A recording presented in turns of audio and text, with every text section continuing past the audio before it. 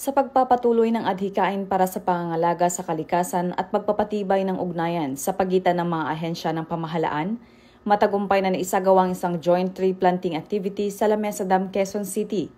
Ito ay sa pagtutulungan ng Regional Mobile Force Battalion ng NCRPO sa ilalim ng pamumuno ni Police Colonel Celso M. Rodriguez, kasama ang 12 Civil Military Operations Kapatiran, Batalyon ng Civil Military Operations Regiment ng Philippine Army.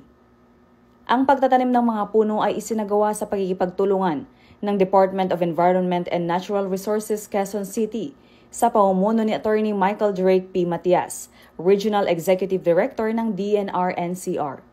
Bilang bahagi ng patuloy na kampanya para sa reforestation at proteksyon ng Lamesa Watershed, ang natatanging Natural Forest Reserve sa Metro Manila at mahalagang pinagkukunan ng inuming tubig sa rehiyon. Mahigit 100 punla ng mulave, isang matibay na katutubong punong kahoy sa Pilipinas, ang matagumpay na naitanim sa itinalagang bahagi ng Lamesa Dam.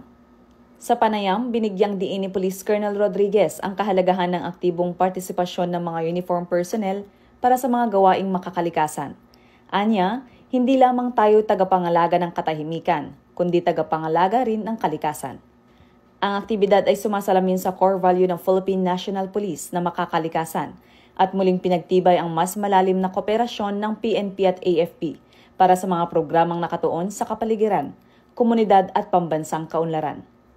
Sa panahon ng tumitinding banta ng climate change, ang bawat punong itinatanim ay hakbang patungo sa mas luntiang kinabukasan. Mula dito sa ARMFB NCRPO, ako po ang inyong Police News Network Correspondent, Patrolwoman Vanalintang Giyak, alagad ng batas, tagataguyod ng Balitang Pulis.